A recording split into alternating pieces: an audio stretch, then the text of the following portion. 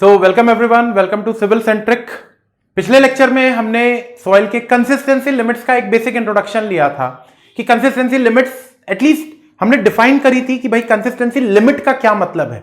हमने consistency limits का classification वगैरह ऐसा कुछ भी नहीं पढ़ा अभी, लेकिन हाँ, कंसिस्टेंसी लिमिट्स की कहानी कहां से चालू हुई, उसका बैकग्राउंड क्या है, ये सारी बातें तो हमने पिछले लेक्चर में देखी थी। अब जरा उसी के आगे कंटिन्यूएशन में देखते हैं कि भैया ये जो liquid limit, plastic limit, shrinkage limit नाम की कहानियां हैं जो हम बहुत पहले से सॉइल मैकेनिक्स में अपने बीटेक में भी पढ़ते आए थे, उसका मतलब क्या होता है। तो भैया कहानी ये रही थी कि मैंने अपनी एक सॉइल थी जो कि ड्राई कंडीशन में थी, उस ड्राई कंडीशन वाली सॉइल में पानी डालना चालू किया था। तो शुरुआत में तो वो पानी उस स्पेस को ऑक्यूपाई कर रहा था सॉइल के अंदर में जहां पर हवा थी, और जब तक उस पानी ने उस पूरी हवा को रिप्लेस नहीं कर दिया था तब तक सॉइल के ओवरऑल वॉल्यूम में कोई भी चेंज नहीं आया था। वॉइड्स के वॉल्यूम में चेंज नहीं आया था, इसलिए सॉइल के ओवरऑल वॉल्यूम में कोई चेंज नहीं आया था। लेकिन जैसे ही आपकी सॉइल के अंदर में पानी ने एयर को पूरी तरीके से रिप्लेस कर दिया है, मतलब सॉइल फुल्ली सैचुरेट हो चुकी है, उसके बाद भी अगर मैंने सॉइल के अंदर में पानी डालना चालू रखा तो आप देखेंगे कि अब सॉइल का वॉल्यूम बढ़ना चालू हो जाएगा। बिकॉज अब जो एक्स्ट्रा पानी आप डाल रहे थे सॉइल के अंदर में, वो पानी सॉइल के सॉलिड्स को दूर दूर करेगा और अपनी जगह बनाएगा। ये काम आप घर पे भी करके देख सकते हो। एक सूखी मिट्टी लीजिएगा और उसमें पानी डालिएगा, तो आप देखेंगे शुरुआत में वो पानी सॉइल के अंदर में गायब हो जाएगा, सॉइल के वॉल्यूम में कोई भी चेंज नहीं दिखेगा। डालते जाइएगा पानी, तो जब तक वो सॉइल पूरी तरीके से सैचुरेट नहीं हो जाएगी तब तक सॉइल के वॉल्यूम में चेंज नहीं दिखेगा आपको। लेकिन उसके बाद भी आप पानी डालोगे तो आप देखोगे सॉइल फैल जाएगी और सॉइल का वॉल्यूम इंक्रीज हो जाएगा। और अगर पानी की क्वांटिटी बहुत ज्यादा आपने डाल दी तो कहीं ना कहीं आप देखेंगे कि सॉइल के अंदर में फ्लो करने की क्षमता डेवलप हो जाएगी। क्यों? क्योंकि पानी की क्वांटिटी ज्यादा हो गई है, पानी अपना रोल प्ले करना चालू करेगा, और पानी का रोल तो हमको पता है, पानी की प्रॉपर्टी होती है फ्लो करना। तो ये जो भी कहानी हमने पढ़ी थी, जरा इस कहानी को एक ग्राफ के थ्रू समझते हैं। अब पिछले लेक्चर में जो मैंने आपको 4 डायग्राम बनाए थे सॉइल के, कैसे कैसे बनाए थे वो आपने देखा होगा कि ड्राई सॉइल, फिर पार्शियली सैचुरेटेड, फुल्ली सैचुरेटेड, और उसके बाद सॉइल का वॉल्यूम मैंने बढ़ा दिया था। ये पूरी कहानी को अगर मैं एक ग्राफ के थ्रू समझूं तो जरा देखिएगा वो ग्राफ कैसा दिखेगा। जरा ध्यान से देखिएगा चीजों को, बहुत इंटरेस्टिंग है, समझ में आएंगी तो बहुत ही इंटरेस्टिंग बातें हैं ये। सॉरी,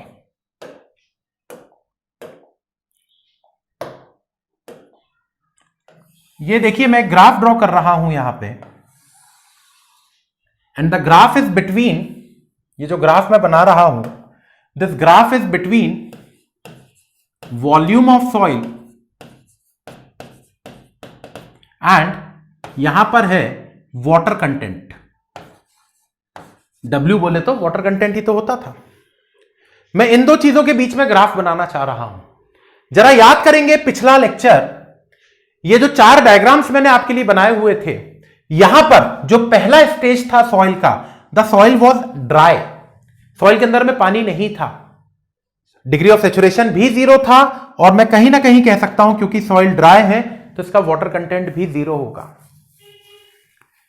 है ना, बनी बात है। तो जरा देखिएगा, इस ग्राफ को समझिएगा बहुत ध्यान से। मैंने क्या किया,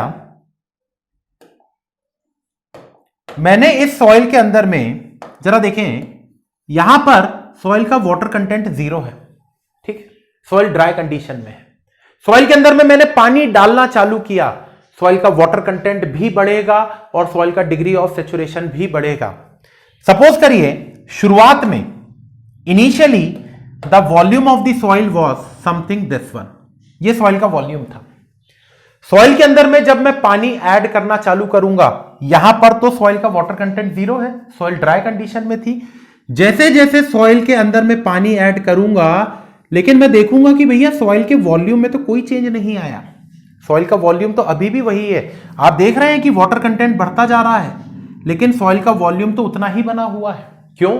क्योंकि अभी फिलहाल में तो जो पानी आप ऐड कर रहे हो, वो पानी तो वही स्पेस ऑक्यूपाई कर रहा था जिस स्पेस में एयर थी, तो ओवरऑल वॉल्यूम तो कोई चेंज नहीं आएगा। लेकिन हां, एक पर्टिकुलर स्टेज के बाद जब सॉइल आपकी फुल्ली सैचुरेट हो चुकी होगी, उसके बाद भी अगर आपने सॉइल के अंदर में पानी डालना चालू रखा तो अब सॉइल का वॉल्यूम बढ़ना चालू हो गया था और वो कंटिन्यूअसली बढ़ता जाएगा जब तक आप उसके अंदर में पानी ऐड करते जाएंगे।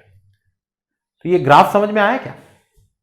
जरा देखेंगे इस ग्राफ को, थोड़ा सा मैं एलॉबरेट करूंगा आपके लिए कि भैया इस पॉइंट पर सॉइल का वॉल्यूम सपोज करिए V1 था, V1 नाम दे दे रहे, या V ड्राई बोल सकते हो, जो मन में आए वो बोलो, V1 बोल दो, VD बोल दो, VS बोल दो, जो मन में आए वो बोलो।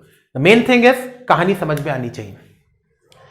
इस वॉल्यूम, ये वॉल्यूम कांस्टेंट बना रहेगा कब तक? जब तक पानी ने पूरी तरीके से एयर को रिप्लेस नहीं कर दिया होगा। वो पॉइंट कौन सा मिलेगा? ये वाला। यहां तक आप देखिए वॉल्यूम कांस्टेंट है, भले सॉइल का वाटर कंटेंट बढ़ता जा रहा है लेकिन सॉइल का वॉल्यूम तो फिक्स है। तो क्या मैं कह सकता हूं इस पॉइंट पर आकर सॉइल का डिग्री ऑफ सेचुरेशन 1 हो चुका होगा? इस पॉइंट पर आकर सॉइल का डिग्री ऑफ सेचुरेशन 1 हो चुका होगा। यहां पर इनिशियली सॉइल का डिग्री ऑफ सेचुरेशन 0 था। इस पॉइंट को चलिए मैं कुछ नाम दे देता हूं सो दैट हमको चीजें समझ में आए। ये ए पॉइंट है, ये बी पॉइंट है, या चलिए एक काम करते हैं, ये आपकी सॉइल की स्टेज नंबर 1 थी, जो पिछले लेक्चर में मैंने डायग्राम बनाए थे, सॉइल ड्राई कंडीशन में थी। ये आपकी स्टेज नंबर 3 आई है। 1 से 3 के बीच में इस ड्यूरेशन में सॉइल स्टेज नंबर 2 पे रहेगी, पार्शियली सैचुरेटेड कंडीशन में। और इस स्टेज नंबर 3 के बाद सॉइल का वॉल्यूम कंटिन्यूअसली बढ़ता जाएगा। क्यों? क्योंकि सॉइल में अब जो पानी आ रहा है इस स्टेज 3 के बाद, वो पानी सॉइल के सॉलिड्स को दूर करेगा और अपनी जगह बनाएगा, सॉइल का ओवरऑल वॉल्यूम बढ़ जाएगा। ये बात समझ में आई? एक एक चीज को बहुत ध्यान से समझना है बेटा। वॉल्यूम बढ़ता जाएगा, बढ़ता जाएगा, बढ़ता जाएगा, बढ़ता जाएगा, वाटर कंटेंट बढ़ता जा रहा है, वॉल्यूम बढ़ता जा रहा है। डिग्री ऑफ सैचुरेशन 1 के आगे नहीं बढ़ेगा, क्योंकि डिग्री ऑफ सैचुरेशन की मैक्सिमम वैल्यू 1 होती है, ऐसा हमने पढ़ा है बहुत पहले। ठीक है, ये बात भी समझ में। अब जरा सोचिए, जैसे जैसे सॉइल के अंदर का पानी बढ़ता जा रहा है, सॉइल अलग अलग स्टेज से पास होना चालू होगी। यहां पर स्टेज नंबर 1 पर सॉइल आपकी सॉलिड स्टेट में थी। जरा देखें इस डायग्राम को, सॉइल आपकी सॉलिड स्टेट में थी। क्यों? क्योंकि इसके अंदर में सॉलिड्स के साथ सिर्फ हवा थी, ड्राई कंडीशन की सॉइल थी। पार्शियली सैचुरेट हुई, फुल्ली सैचुरेट हुई, और ज्यादा वॉल्यूम बढ़ा, पानी बढ़ता जा रहा है, सॉइल धीमे धीमे धीमे धीमे करते हुए लिक्विड स्टेट में पहुंच जाएगी। घर पे करके देख लेना ये प्रैक्टिकल।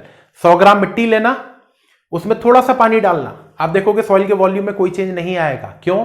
क्योंकि जो पानी आपने डाला ना, उसने वही जगह ऑक्यूपाई करी है जिसमें एयर थी। थोड़ा सा और पानी डालना, अभी भी सॉइल का वॉल्यूम चेंज नहीं होगा, क्योंकि अभी पानी क्या कर रहा है? एयर को हटा रहा है और अपनी जगह बना रहा है। और डालना पानी, एक समय ऐसा आएगा जब वो पानी सॉइल के अंदर की सारी हवा को बाहर कर देगा और पूरे के पूरे वॉइड्स को ऑक्यूपाई कर लेगा। तब तक सॉइल के वॉल्यूम में चेंज नहीं आएगा। उसके बाद भी पानी डालते रहना, आप देखेंगे अब सॉइल का वॉल्यूम बढ़ना चालू हो जाएगा। एक बाल्टी भर पानी लाके डाल देना उसके अंदर में, आप देखोगे सॉइल फ्लो करना चालू कर देगी, सॉइल बहना चालू कर देगी। मतलब सॉइल कैसी स्टेज में आ चुकी होगी? लिक्विड स्टेट में आ चुकी होगी। तो यहां पर मैं एक छोटा सा पॉइंट लिख रहा हूं आपके लिए। वो पॉइंट ये है कि when we continue to add water in the soil, when we continue to add water in the soil, then the soil passes through various stages. Soil जो है वो अलग अलग स्टेज से पास होना चालू होगी। कौन कौन सी स्टेज आएंगी भैया? क्या आपको नहीं लगता कि जो सॉइल रहेगी सबसे पहले वो सॉलिड स्टेट में थी, सॉलिड से सेमी सॉलिड आएगी, सेमी सॉलिड से प्लास्टिक आएगी, और प्लास्टिक के बाद आपकी सॉइल लिक्विड स्टेट में आ चुकी होगी। बताएं भैया, ये कहानी क्लियर हुई कि नहीं हुई? ये एरो आपको बता रहा है कि सॉइल कैसे कैसे किस किस स्टेज से पास होगी। सबसे पहले the soil was in a solid state, क्योंकि सॉइल के अंदर में सॉलिड्स के साथ सिर्फ हवा थी। उसके बाद जब थोड़ा बहुत पानी आएगा तो मैं बोल सकता हूं सॉइल सेमी सॉलिड स्टेट में पहुंची होगी, और पानी आया प्लास्टिक स्टेट में पहुंच जाएगी सॉइल, और पानी आया तो भैया मिट्टी जो थी वो फ्लो करना चालू कर देगी, soil will come in a liquid state. I hope कि यहां तक की बातें क्लियर हुई होंगी। अब जरा इस कहानी को इस ग्राफ में समझते हैं। इस ग्राफ में समझिएगा इस कहानी को जरा, कि भैया जरा ध्यान से देखेंगे बातों को, कि यहां तक जो स्टेज नंबर 3 थी मेरी, स्टेज नंबर 3 तक क्या मैं कह सकता हूं मेरी जो सॉइल थी that is in a solid state, क्योंकि वॉल्यूम चेंज नहीं हो रहा है सॉइल का। और भाई सॉलिड्स नाम की चीज जो मैंने साइंस में पढ़ा करता था स्कूल में, सॉलिड की एक प्रॉपर्टी होती थी कि उसका वॉल्यूम चेंज नहीं होता था। तो भैया स्टेज 1 से स्टेज 3 तक तो सॉइल के वॉल्यूम में कोई चेंज नहीं आ रहा था, मतलब सॉइल कैसी स्टेज में थी, सॉलिड स्टेट में थी। सॉलिड के बाद जब उसमें और पानी मिलाया मैंने, तो हो सकता है ये सॉइल सेमी सॉलिड स्टेट में आई हो, और जब पानी मिलाया, ग्राफ को थोड़ा सा बढ़ा दूं आगे, और जब पानी मिलाया मैंने तो मैंने देखा कि भैया सॉइल मेरी प्लास्टिक स्टेट में आ चुकी है, सॉइल मेरी प्लास्टिक स्टेट में आ गई है। और पानी बढ़ाऊंगा, और पानी अगर मैंने बढ़ाया तो सॉइल तो आपकी भैया लिक्विड स्टेट में आ जाएगी, ठीक है ना। Here the soil will be in a liquid state. बताएं, ये बात समझ में आई? सॉलिड, सॉलिड के बाद सेमी सॉलिड, सेमी सॉलिड के बाद प्लास्टिक, प्लास्टिक के बाद लिक्विड। सॉइल का बिहेवियर कुछ इस तरीके से चेंज होने लगेगा, और एक पर्टिकुलर कंडीशन के बाद तो सॉइल लिक्विड बन जाएगी और फ्लो करना चालू कर देगी।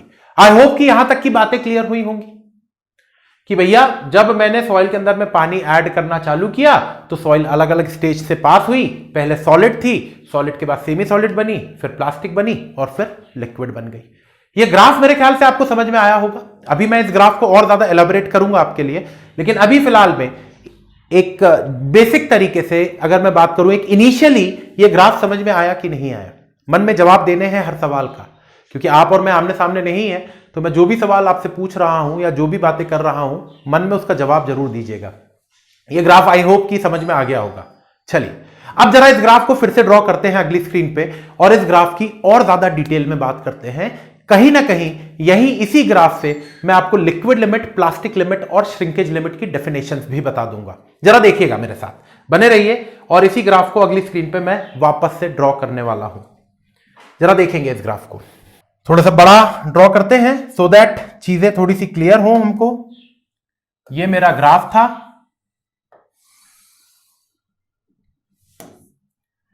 इस ग्राफ को मैंने बनाया कुछ इस तरीके से भैया।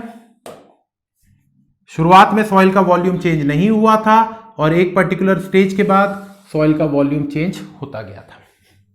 यहां पर मैंने अलग अलग लिमिट्स दिखाई, अलग अलग पॉइंट्स दिखाए।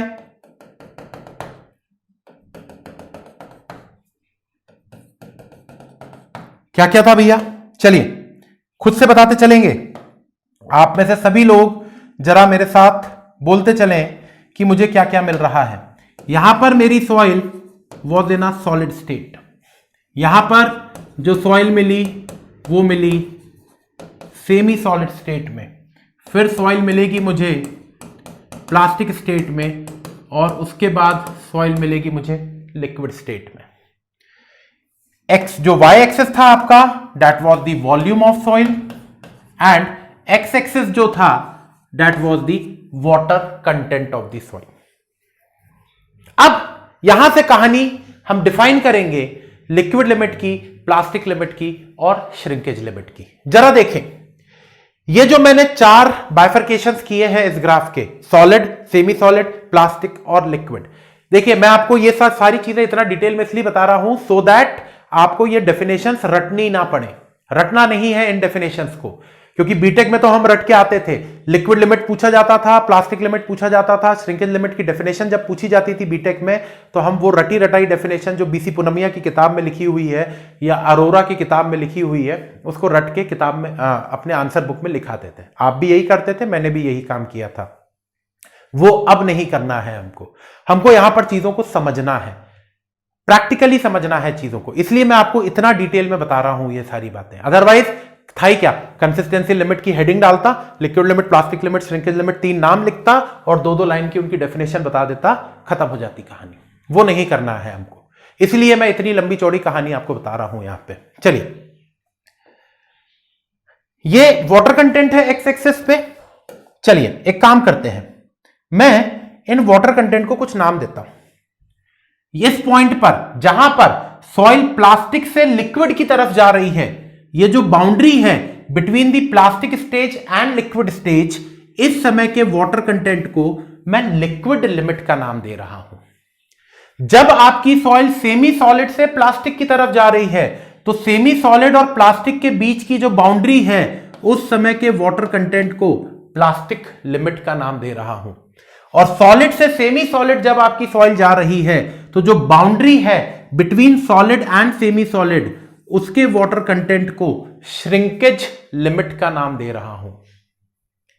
अब यहां से अगर आपको यह ग्राफ क्लियर हो गया है, तो ये लिक्विड लिमिट, प्लास्टिक लिमिट और श्रिंकेज लिमिट, इनकी डेफिनेशन भी आप बहुत आराम से बता सकते हैं कि लिक्विड लिमिट क्या है, प्लास्टिक लिमिट क्या है और श्रिंकेज लिमिट क्या है। याद करिए, पिछले लेक्चर में मैंने आपको कंसिस्टेंसी लिमिट का मतलब बताया था कि consistency limits are the water content of the soil under different conditions. तो ये कंडीशंस डिफाइन कर दी मैंने कि भैया वो वाटर कंटेंट जब आपकी सॉइल प्लास्टिक से लिक्विड की तरफ में कन्वर्ट हो रही है, that is the liquid limit.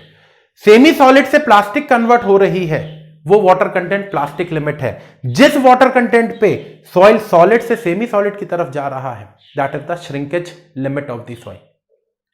Definition लिख के याद नहीं करेंगे, हम नहीं करना हमको लिख के याद चीजों को। अगर हमको ये ग्राफ क्लियर है, तो liquid limit, plastic limit, shrinkage limit तो हम इस ग्राफ से बता सकते हैं। उल्टा भी पढ़ सकते हैं आप इस ग्राफ को।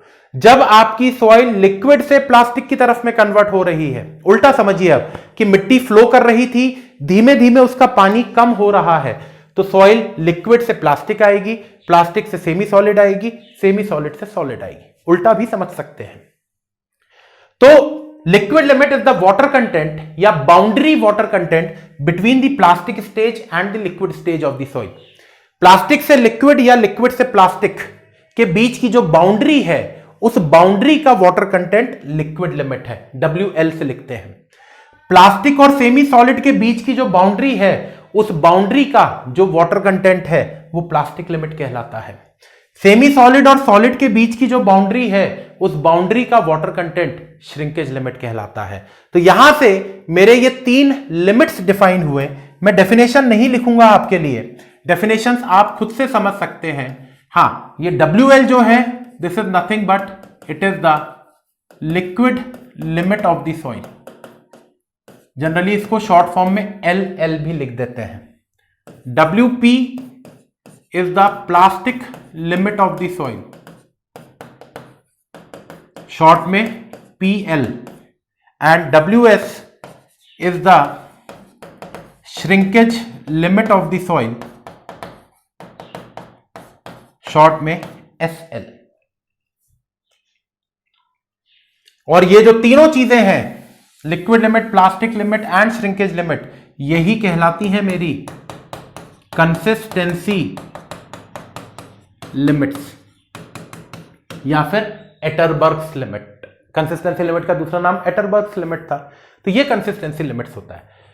याद करिए, पहले लेक्चर में जब मैंने आपको कंसिस्टेंसी पढ़ाना चालू किया था, मैंने आपसे बताया था कंसिस्टेंसी लिमिट्स कुछ और नहीं होती हैं, ये सिंपली सॉइल के अंदर का वाटर कंटेंट होता है अलग अलग कंडीशंस में। तो इस ग्राफ में आपको वो कंडीशंस दिख जा रही हैं कि भैया प्लास्टिक और लिक्विड के बीच की जो बाउंड्री है, उस बाउंड्री का वाटर कंटेंट लिक्विड लिमिट है।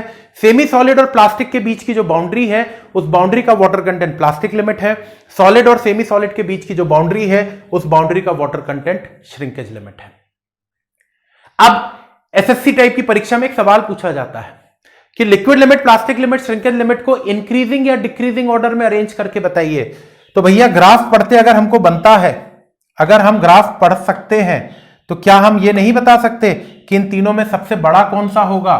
तो भैया लिक्विड लिमिट सबसे बड़ा होगा, देन आएगा प्लास्टिक लिमिट एंड देन आएगा श्रिंकेज लिमिट।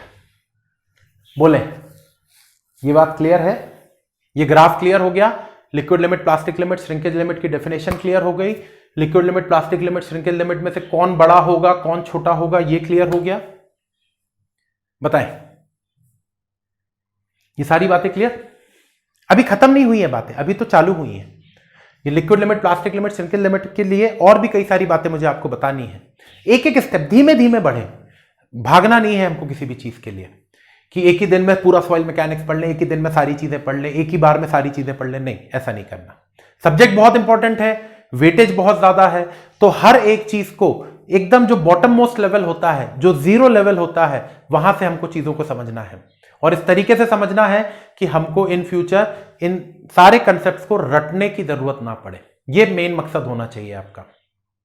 एंड इस कोर्स का अगर फुल एक्सेस आपको चाहिए है तो जी सेंट्रिक ऐप डाउनलोड करें मोबाइल के प्ले स्टोर से एंड वहां पर अपना बेसिक प्रोसीजर जो रजिस्ट्रेशन का है उसको फॉलो करके आप सॉइल मैकेनिक्स के पूरे कोर्स को, इंटायर कोर्स को एक अफोर्डेबल कॉस्ट पे परचेज भी कर सकते हैं।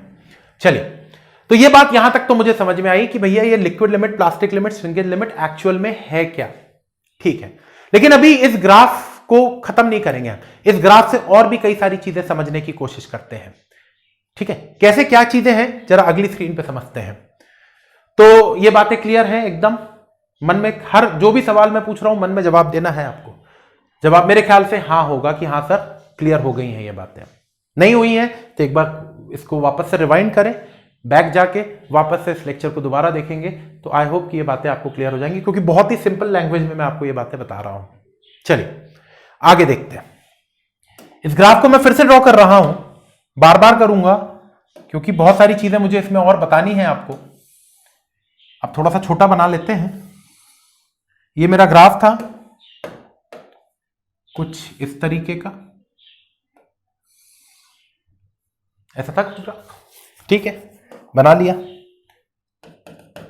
कुछ बाउंड्रीज बना ली, क्योंकि जब मैं सॉइल के अंदर में पानी डालना चालू कर रहा हूं तो सॉइल अलग अलग स्टेज से पास हो रही थी। यहां पे थी सॉलिड, यहां पर सॉइल आपकी है सॉलिड स्टेट में,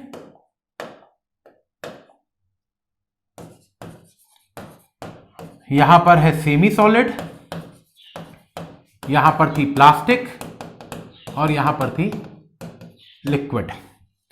एक्स एक्सेस वाटर कंटेंट बता रहा है सॉइल का, वाई एक्सेस सॉइल का वॉल्यूम बता रहा था।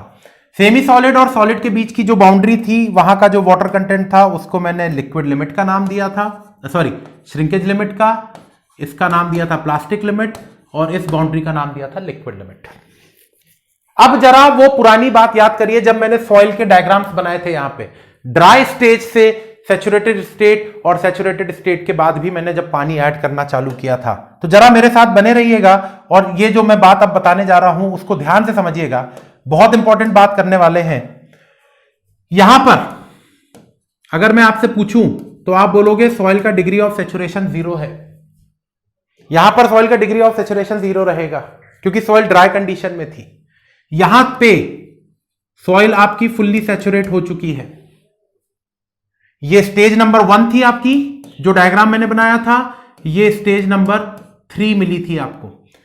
1 और 3 के बीच में इस लाइन पे किसी भी पॉइंट पे आप सॉइल की स्टेज नंबर 2 देख सकते थे, सॉइल क्योंकि पार्शियली सैचुरेटेड थी। स्टेज 3 के बाद भी मैंने सॉइल के अंदर का पानी ऐड करना चालू रखा तो सॉइल का डिग्री ऑफ सैचुरेशन 1 से ज्यादा नहीं हो जाएगा, क्योंकि डिग्री ऑफ सैचुरेशन तो 1 तक ही होता है। तो क्या मैं बोल सकता हूं इस पूरे इंटायर लेंथ पे सॉइल का डिग्री ऑफ सैचुरेशन 1 बना रहेगा? कुछ अगर नामकरण कर दें इनके अपन, इस पॉइंट को मैं ए पॉइंट बोल देता हूं, इसको बी बोल देता हूं और इसको सी बोल देता हूं। तो ए पॉइंट पर मैं बोल सकता हूं सॉइल जो है आपकी ड्राई कंडीशन की थी and the degree of saturation was 0। B point पे सॉइल आपकी सैचुरेटेड स्टेट पे आ चुकी है and the degree of saturation is equal to 1. Between A and B,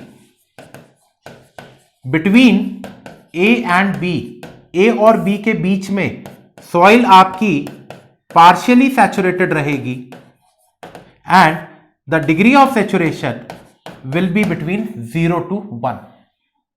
ए से बी के बीच में, और बी के बाद तो ये 1 बना रहेगा. अब जरा यहां से इस डिग्री ऑफ सैचुरेशन के बेस पर मुझे श्रिंकेज लिमिट की डेफिनेशन बताइए. श्रिंकेज लिमिट की डेफिनेशन इस डिग्री ऑफ सैचुरेशन के रिस्पेक्ट में बताना है. तो क्या मैं बोल सकता हूं the minimum water content up to which the soil is fully saturated, क्योंकि इस WS के बाद अगर पानी कम होना चालू हुआ, मेरे इस पेन का मूवमेंट देखिएगा, इस WS से अंदर की तरफ जब आप आएंगे, पेन का मूवमेंट देखें, तो WS से वाटर कंटेंट की वैल्यू अगर कम हो रही है तो आप देखेंगे डिग्री ऑफ सैचुरेशन 1 से कम होता जा रहा है. WS के आगे की तरफ सॉइल फुल्ली सैचुरेटेड है, लेकिन WS के बाद इस लेफ्ट साइड में सॉइल का सैचुरेशन कम होना चालू हो चुका है, 1 से कम होना चालू हो जाएगा.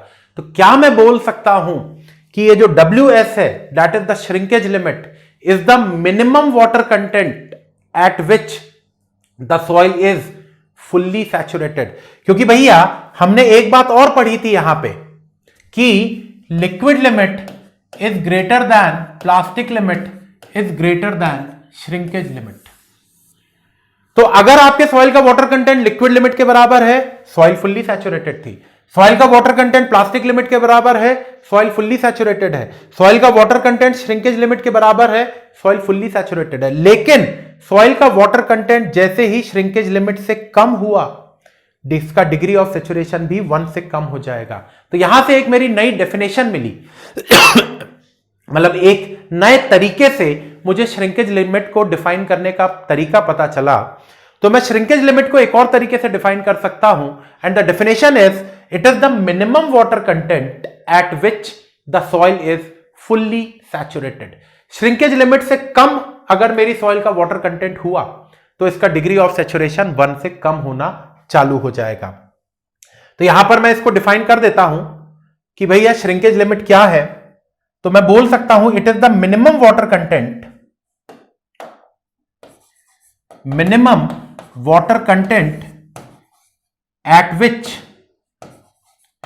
at which soil is fully saturated.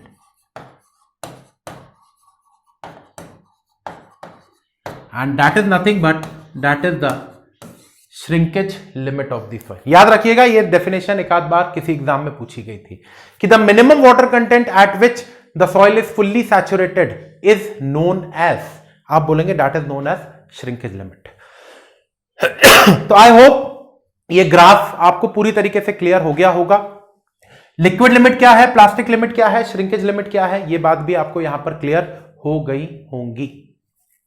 बताएं भैया, किसी प्रकार का कोई डाउट है तो आप इस लेक्चर को वापस से रिवाइंड करके स्लोअर स्पीड पे देख सकते हैं ताकि ये सारी बातें आपको समझ में आ जाए. ऑल्दो मैंने कोशिश की है कि हर बात को एकदम बेसिक लेवल पे जाके आपको बता पाऊं.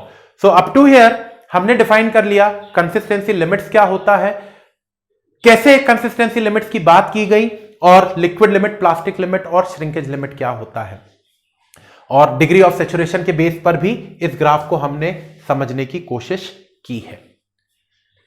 तो यहां तक की बातें हुई आपका liquid limit, plastic limit, shrinkage limit के बारे में. हालांकि अभी भी कंसिस्टेंसी लिमिट्स की कहानी खत्म नहीं हुई है. अगले लेक्चर में इसी कंसिस्टेंसी लिमिट्स के आगे की कहानी को हम समझेंगे और चीजों को देखेंगे कि भैया और क्या बातें हम in liquid limit, plastic limit और श्रिंकेज लिमिट से कर सकते हैं. तब तक एक बार फिर से इसको पूरा पढ़ें, समझें चीजों को, और खुद से चीजों को एनालाइज करने की कोशिश करना है आपको. अगले लेक्चर में मिलेंगे और इसी के आगे इसी कंसिस्टेंसी लिमिट्स को कंटिन्यू करेंगे. Thank you.